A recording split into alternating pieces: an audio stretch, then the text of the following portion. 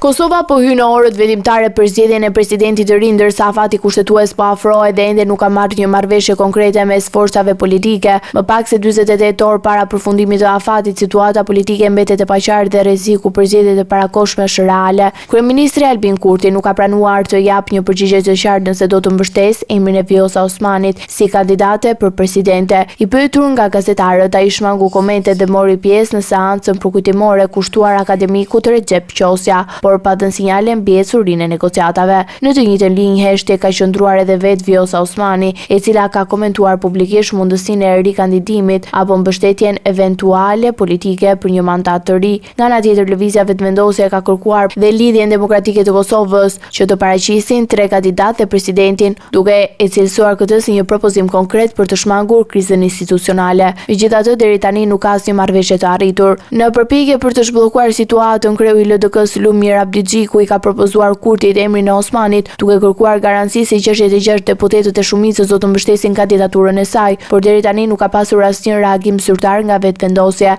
Afati kushtetues për zgjedhjen e presidentit përfundon nesër dhe nëse deri atëherë nuk arrihet një marrëveshje, parlamenti shpërndahet automatikisht duke çuar vendit drejt zgjedhjeve të reja. Kjo do të thellonte paqartësinë politike në vend, në një moment ku institucionet kanë nevojë për stabilitet dhe bashkëpunim mes forcave politike.